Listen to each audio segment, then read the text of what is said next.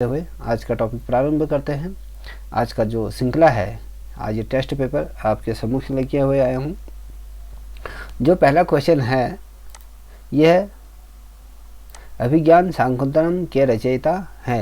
ये रचयिता कौन है, आप सभी को इसके बारे में पता होगा। इसी प्रकार के क्वेश्चन पूछे जाते हैं, ठीक है। इसके रचयिता कालिदास जी हैं। अब अगला प्रश्न, बंगाल पुनरुत्थान युग के प्रवक्ता थे, कौन थे? ये हैं आपके अरविंद नाथ टैगोर। बंगाल पुनरुत्थान के प्रवक्ता के तौर पर रहे और पौराणिक रूप से प्रथम चित्रकार हैं। अब कौन है ये आपको बताना है। जो पौराणिक रूप से यदि हम देखें तो जिसके अंतर्गत हम भगवानों को इसके अंतर्गत रखते हैं, ठीक है। इसमें जो प्रथम चित्रकार हैं वो वर्मा जी को माना जाता है और मोनालिसा संग्रहित है। ये मोनालिसा किस संग्रहालय में आज भी सुरक्षित है? ये पेरिस में ये सुरक्षित है, ठीक है। अब लास्ट सफर के निर्माता का नाम आपको बताना है। ये लास्ट सफर किसके द्वारा बनाई गई है? ये क्वेश्चन बहुत बार ये पूछा गया है पेपरों में, इसलिए आई होप इस बार भी ये क्वेश्चन आ सके। जो लास्ट सफर के जो निर्माता हैं लियोनार्डो दा विंची द्वारा लास्ट सफर को चित्रांकित किया गया है। और अगला प्रश्न, प्रसिद्ध टीवी प्रोग्राम आर्ट अटैक जिसमें आता है, जिसमें इस टीवी प्रोग्राम के अंतर्गत बच्चों को पुरानी चीज़ों से, जो बेकार की चीज़ें होती हैं उससे आर्ट बनाना सिखाया जाता है। नई नई फॉर्म में आर्ट को बनाया जाता है और बड़े रोचक तरीके से इसमें बनाया जाता है। ये डिज्नी टीवी के अंतर्गत आता है, ठीक है। अब कामसूत्र के रचयिता कौन है? अब कामसूत्र के रचयिता आप सभी को इस बारे में पता होगा। वात्स्यायन को कामसूत्र के रचयिता के तौर पर माना जाता है। और तैल विधा में कार्य करने वाले प्रथम भारतीय चित्रकार कौन हैं? जो ऑयल पेंट में जिन्होंने कार्य अपना प्रारंभ किया, सर्वप्रथम इनके ही द्वारा भारत में तैल विधि में चित्रांकन करने का जो श्रेय जाता है, इनको ही जाता है। ये कौन है ये आपको बताना है। ये राजा रवि वर्मा जी को माना जाता है, ठीक है। अगला प्रश्न, नील नदी की घाटी में पनपी सभ्यता, जो नील घाटी की में जो सभ्यता जो पनपी, वो सभ्यता का नाम आपको बताना है। वो कौन सी सभ्यता है, ठीक है। ये जो सभ्यता है, ये सभ्यता मिस्र की सभ्यता के अंतर्गत आती है। ये नील नदी की जो घाटी में जो सभ्यता पनपी थी वो मिस्र की सभ्यता पनपी थी। अब अगला प्रश्न है, दक्षिण भारत का वो कौन सा केंद्र प्रयोगात्यासी चित्रों के लिए मशहूर है? अब दक्षिण भारत की बात कर रहे हैं, ऐसा कौन सा प्रयोगात्यासी मतलब जो इतिहास से बिलोंग करता है, जो प्रयोगात्यासी में पुराने इतिहास से रिलेटेड जो चीज़ें हैं इसके अंतर्गत, ये कौन सा क्षेत्र है जो बहुत ज़्यादा मशहूर है चित्रों के लिए? यहाँ पर प्राचीन कालीन जो चित्र हमें जो प्राप्त हुए हैं वो बैराली है। यहाँ पर ये बहुत ढेर सारे प्राचीन चित्र मिले हुए हैं। अगला प्रश्न है, काली घाट के चित्र किस चित्रकार की प्रेरणा की देन है या बने हैं? ये हम बात करें, जो काली घाट के जो चित्र जो चित्रकार ने जो बनाए थे, जिससे प्रेरणा मिली थी, वो यामिनी राय द्वारा इसको सुशोभित किया गया था। निम्न में से कौन सा चित्रकार नहीं है आपको बताना। मैं आपके सम्मुख कुछ चित्रकारों को रखूंगा, आप इसमें से बताइएगा। कमेंट बॉक्स में उसका आंसर मुझे दीजिएगा, मैं इसका उत्तर नहीं बताऊंगा आपको, ठीक है। GR संतोष, VS गायतोड़े या के हैबर या भूपेंद्र हजारी, इनमें से कौन सा चित्रकार नहीं है आपको बताना, ठीक है। अब रंग क्या है ये आपको बताना है। जो रंग होता है ये प्रकाश का गुण माना जाता है। कभी क्वेश्चन आता है तो अगर मान लीजिए इसमें इस प्रकार के क्वेश्चन आंसर दिए जाएं या फिर ऑप्शन दिए जाएं जिसमें कलर स्टिक या कलर केक या कलर ब्रांड इस प्रकार से दिया जाता है, तो ये प्रकाश का एक गुण ही आता है। दजरा फ्राद नदियों के दो आब में पनपी सभ्यता कौन सी है? इन दो नदियों के आब में, जो इन दो नदियों के संगम में कौन सी सभ्यता पनपी है वो आपको बताना है। वो जो सभ्यता जो पनपी यहाँ पर मेसोपोटामिया की सभ्यता यहाँ पर पनपी। अगला प्रश्न, उत्तर प्रदेश क्षेत्र में सांस्कृतिक के स्थित है, ये आपको बताना है। उत्तर प्रदेश के उत्तर मध्य, सॉरी इसको थोड़ा सा मैंने गलती में पढ़ दिया, उत्तर मध्य क्षेत्र सांस्कृतिक केंद्र स्थित है। ये कहाँ है ये आपको बताना है। ये उत्तर प्रदेश के अंतर्गत आता है। ठीक है, अगला प्रश्न आपके सम्मुख, बनी ठनी नामक चित्र किस शैली से संबंधित है। जो बनी ठनी जो चित्र बने हैं वो किस शैली से संबंधित है। ये किशनगढ़ शैली से इन चित्रों का संबंध है। अब रंगोली मुख्यतः बनाई जाती है, किस चीज़ से रंगोली बनाई जाती है, रेखाओं के माध्यम से ये बनाई जाती है। इसको अगर हम कहें ये धरातल में, ज़मीन में रंगोली बनाई जाती है। इसका जो सही उत्तर होगा, ज़मीन पर रंगोली बनाई जाती है, धरातल पर। और ठीक है, दो बिंदुओं के बीच की मध्य की दूरी को क्या कहते हैं। बहुत महत्वपूर्ण प्रश्न है ये। रेखा इसको कहते हैं। अजंता के चित्र संबंधित है। अजंता के चित्र किस चीज़ से संबंधित है। ये महात्मा बुद्ध से संबंधित है। बुद्ध की पुनर्जन्म की कथाओं से लेकर बुद्ध के जीवन के सभी पहलुओं के चित्र यहाँ पर मौजूद है। नित्यांगना सुधा चंदन की फिल्म है। ये इनके द्वारा कौन सी फिल्म बनाई गई है। नित्यांगना सुधा चंदन की जो फिल्म है उस फिल्म का नाम आपको बताना है। वो नाचे मयूरी, इनके द्वारा फिल्म को बनाया गया है। प्रति 3 वर्ष पर होने वाली अंतर्राष्ट्रीय प्रदर्शनी है को क्या कहते हैं, ये आपको बताना है।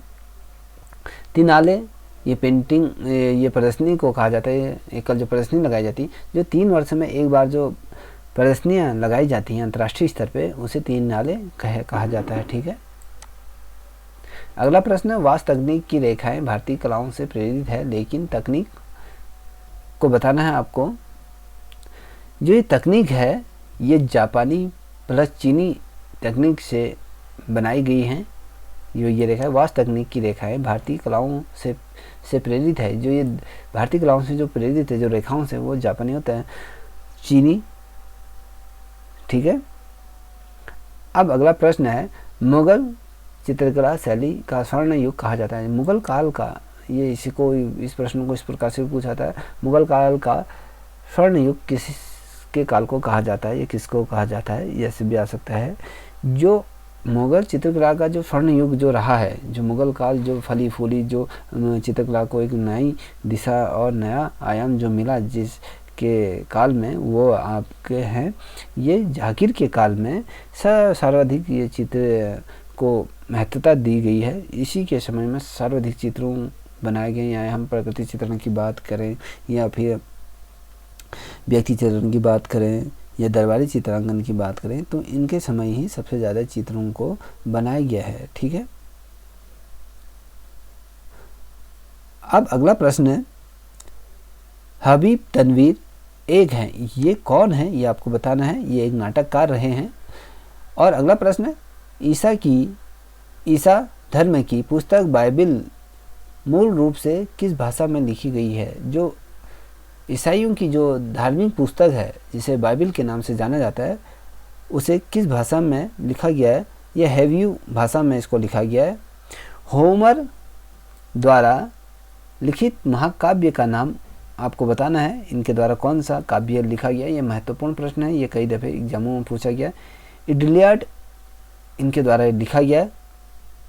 ठीक है, अब नई फिल्म, एक फिल्म आई थी नई, जिसका रंग रसिया निम्न में से किस चित्रकार के जीवन पर आधारित है। ये फिल्म बहुत प्रेरणादायक फिल्म है। यहाँ पर भारतीय चित्रकार राजा रवि वर्मा के जीवन का प्रत्येक पहलुओं को दर्शाते हुए ये फिल्म को बनाया गया है। ठीक है, ये ऐसे चित्रकार रहे हैं राजा रवि वर्मा, जिन्होंने पहली देवी देवताओं पर चित्रांकन प्रारंभ किया। साथ ही ऑयल पेंटिंग के कार्य में भी इन्होंने अपना अग्रणी योगदान दिया। पाश्चात्य संस्कृति से को जो सीख के जो चीज़ें आई थे, इन्होंने भारत में उस चीज़ को लागू किया। और अमृत तत्व की कला किस देश की प्राचीन कला को कहा जाता है। ये मिस्र की कला को प्राचीन अमृत तत्व के तौर पर इसे जाना जाता है। अगला प्रश्न, कौन सा मुगल सम्राट चित्रकला को सबसे अच्छा समझता था। ऐसा ऐसा मुगल सम्राट जो चित्रकला को सबसे अच्छी तरीके से बारीकी तौर से समझता था, वो सम्राट का नाम बताना है। वो सम्राट था आपका जहांगीर। सबसे अच्छा कला फारखी था। ऐसा सम्राट मुगल काल में कोई दूसरा नहीं था जिसको कला की हर बारीकियों की, हर विधा के बारे में संपूर्ण जानकारी थी। अब चार मीनार कहाँ स्थित है? सिंपल सा क्वेश्चन आपको लग रहा होगा, मगर बहुत महत्वपूर्ण है। ये चार मीनार हैदराबाद में स्थित है और जहांगीर कालीन भारतीय सुंदरी चित्र की संग्रहालय में स्थित है। जो जहांगीर के समय में जो सुंदरी चित्र जो बनाया गया था वो किस संग्रहालय में स्थित है? ये राष्ट्रीय संग्रहालय नई दिल्ली में ये पेंटिंग स्थित है। और त्रिआयामी कला कौन सी है? त्रिआयामी कला किससे रिलेटिव है ये आपको बताना है। ये मूर्ति कला से इसे जोड़ा जाता है। और रोडस के द्वारा किन रंगों की दृश्यानुभूति होती है ये आपको बताना है। यह सफ़ेद और काले रंग से रोडस के रंगों की दृश्यानुभूति प्राप्त होती है। अब कोलाज चित्र का माध्यम क्या होता है ये आपको बताना है। ये कागज़ की कतरन, कागज़ के छोटे छोटे टुकड़े बनाए जाते हैं, उस पे इनको चिपकाया जाता है, तो इसको कोलाज कहा जाता है। टुकड़े बना के चिपकाए जाते हैं पेंटिंग में, तो इसको कोलाज चित्रांकन कहा जाता है। और किस भारतीय चित्रकार को सर्वप्रथम पद्मश्री की उपाधि से अलंकृत किया गया है? वो कौन सा चित्रकार है भारत का जिसे सर्वप्रथम पद्मश्री से सम्मानित किया गया है? वो सुधीर रंजन जी हैं। इनको सर्वप्रथम पद्मश्री से नवाजा गया। और रॉक गार्डन किस शहर में स्थित है? ये आपको सभी को पता होगा। ये 2011 की एलटी का जो पेपर हुआ था उसमें ये क्वेश्चन आया था। ये रॉक गार्डन चंडीगढ़ में स्थित है। और गर्म रंग कौन सा होता है? गर्म रंग मैं आपके सम्मुख से कुछ रंगों के नाम ले रहा हूँ, कमेंट बॉक्स में से इसका आंसर दीजिएगा। बैगनी, हरा, लाल, भूरा, इनमें से कौन सा गर्म रंग है ये आपको बताना है। निम्न रंगों से नारंगी रंग मिलकर बनता है। किन रंगों से नारंगी रंग मिलकर बनता है ये आपको बताना है। इसका आंसर भी आप कमेंट बॉक्स में दीजिए। मैं इसका कुछ आपके सम्मुख से 4 ऑप्शन रखूँगा, उसमें से आपको बताना है। हरा और लाल मिलाकर क्या नारंगी बनता है, या पीला और नीला बनाकर नारंगी बनता है, या पीला और लाल बनाकर नारंगी बनता है, या लाल और नीले से नारंगी रंग बनता है? इनमें से किस रंग से नारंगी रंग बनता है? ठीक है। यदि आप लोगों को ये वीडियो पसंद आ रही हो तो प्लीज़ इसे लाइक, शेयर, सब्सक्राइब करें। अगला प्रश्न, खुजराहो की कला के लिए प्रसिद्ध है। खुजराहो किस चित्रकला के लिए प्रसिद्ध है ये आपको बताना है। ये वास्तुकला के लिए खुजराहो प्रसिद्ध है। इंद्रधनुष के रंग का क्रम क्या होता है? इसका जो सही क्रम होता है ये आपको बताना है। जो इंद्रधनुष में जो रंग होते हैं उनका जो पहला जो रंग होता है वो बैगनी, दूसरा लाल, तीसरा आसमानी, चौथा हरा, पांचवा पीला और छठा नारंगी और सातवां लाल रंग इसमें वर्णित होते हैं। और पेस्टल रंगों के लिए उपयुक्त कागज़ क्या होता है ये आपको बताना है। इसके लिए खुरदरा जो कागज़ होता है वो पेस्टल रंगों के लिए बहुत अच्छा होता है, क्योंकि जब हम पेस्टल रंगों का प्रयोग करते हैं, जब पानी का उसमें यूज होता है, तो उसकी जो पानी की डेंसिटी होती है वो कागज़ एब्जॉर्ब कर लेता है अपने आप में, रंगों को फैलने नहीं देता। ठीक है। अब मोटी और नाटी मानव आकृति किस शैली में बनी है? मोटी और नाटी आकृतियाँ मानव आकृतियाँ किस शैली के अंतर्गत ये बनी हुई हैं? ये मेवाड़ शैली के अंतर्गत इन की आकृतियों को बनाया गया है। इस पर आधारित पेंटिंगें बनाई गई हैं। और एलोरा की प्रसिद्धि का कारण क्या रहा है? एलोरा क्यों प्रसिद्ध है? इसका मेन कारण क्या है ये आपको बताना है। यहाँ पर जो एलोरा है ये विश्व विख्यात मंदिर है। यहाँ पर कैलाश मंदिर यहाँ पर है, कैलाश का मंदिर है, शिव भगवान को ये समर्पित है। और विश्व का सबसे बड़ा स्तूप कहाँ स्थित है? जो विश्व का सबसे बड़ा जो स्तूप है वो जावा में स्थित है। ठीक है। और राजा रवि वर्मा का जन्म किस राज्य के अंतर्गत हुआ था ये आपको बताना है। ये केरल के किलिमिनूर में इनका जन्म हुआ था। अब अगला प्रश्न, टेराकोटा के लिए कौन सी जगह प्रसिद्ध है? टेराकोटा के लिए कौन सी जगह प्रसिद्ध है ये आपको बताना है। जो टेराकोटा के लिए बस्तर सबसे उपयुक्त जगहों में से एक जगह है। वस्त्रों की डिजाइन में जो सर्वाधिक लोकप्रिय फूल बनाया जाता है वो कौन सा है, ये आपको बताना है। ठीक है, ये कुमुदिनी, जो कुमुदिनी का जो फूल होता है वो वस्त्रों में सर्वाधिक तौर पे बनाया जाता है, उसे लोग ज़्यादा पसंद करते हैं। ठीक है, अब महात्मा बुद्ध के पूर्व जन्मों की जो काल्पनिक जो कथाएं हैं वो किस चीज़ से संबंधित है, ये आपको बताना है। जो यदि आपने 11th और 12th की जो बुकें पढ़ी होंगी यदि डिटेल में, तो वहाँ पर महात्मा बुद्ध से रिलेटेड, अजंता की गुफाओं से रिलेटेड बहुत डीपली चीज़ें वो बताई है। ये बुद्ध के पूर्व जन्म की कथाओं पर, ये जो जातक कथाएँ हैं तो उससे रिलेटिव हैं। ठीक है, जातक कथाओं से संबंधित होती हैं। अगला प्रश्न, प्रोफेसर मदन लाल नागर थे, ये कौन थे, ये इनका कार्य क्षेत्र क्या था, ये आपको बताना है। ये एक चित्रकार थे। और अगला प्रश्न, आधुनिक कला के वादों का जन्म स्थान है। ठीक है, ये आपको बताना है, बहुत ज़्यादा महत्वपूर्ण है। आधुनिक कला के वादों का जन्म स्थान है। ये जन्म स्थान कौन सा है, ये आपको बताना है। इसका जो जन्म स्थान है वो फ्रांस में, इन वादों का जन्म स्थान फ्रांस को माना जाता है। पिकासो का जन्म कहाँ हुआ था, किस देश के अंतर्गत इनका जन्म हुआ था, स्पेन में पिकासो का जन्म हुआ था। और दी स्टूडियो का कलाकार कौन था, जो द स्टूडियो नामक जो पेंटिंग बनाई थी उसके कलाकार कौन थे, वो कुबे द्वारा इसको बनाया गया था। और तरण पर भोजन का चित्रकार कौन था, किसके द्वारा तरण पर भोजन का चित्र बनाया गया था, वो माने द्वारा ये पेंटिंग को बनाया गया था। और अगला प्रश्न परीक्षा के दृष्टिकोण से महत्वपूर्ण है, कला की आकृतियों के चित्रण का निरपेक्ष किया गया है, ये किसके अंतर्गत किया गया है, ये बेंजामिन कला के अंतर्गत इसे बनाया गया है। और अगला प्रश्न, तीसरी श्रेणी का डब्बा चित्रित किया है, जो तीसरी श्रेणी का जो डब्बा है वो किसके द्वारा बनाया गया है, किस चित्रकार द्वारा इसको बनाया गया है, ये आपको बताना है। ये दोमी चित्रकार है, उनके द्वारा ये बनाया गया है। ठीक है, जोगीमारा किस लिए प्रसिद्ध है, ये आपको बताना है। जोगीमारा भित्ति चित्रों के लिए ये प्रसिद्ध है। सर्वप्रथम भित्ति चित्र यहीं प्राप्त हुए थे भारत में।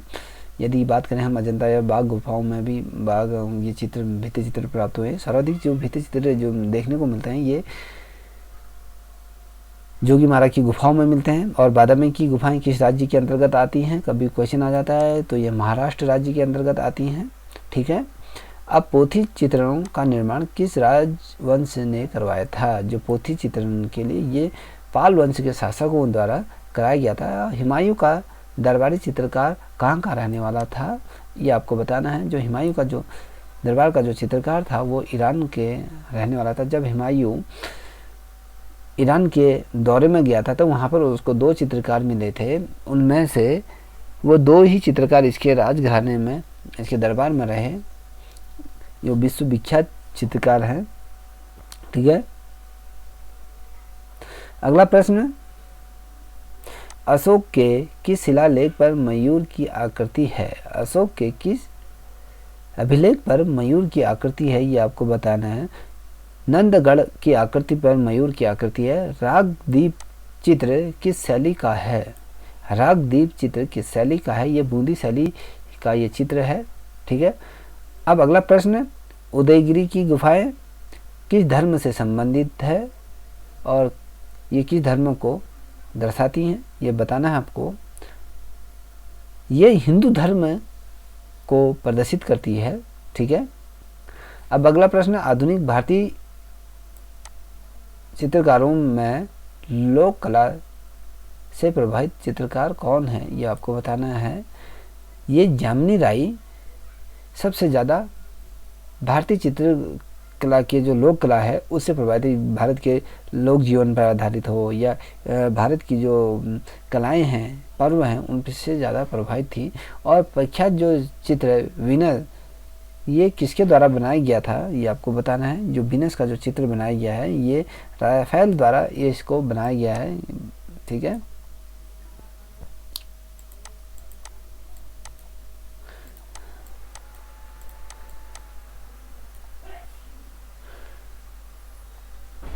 अगला प्रश्न है, बाघ की गुफाएं स्थित है। ये बाघ की गुफाएं कहाँ स्थित है? ये मध्य प्रदेश राज्य के अंतर्गत बाघ की गुफाएं स्थित है। ठीक है।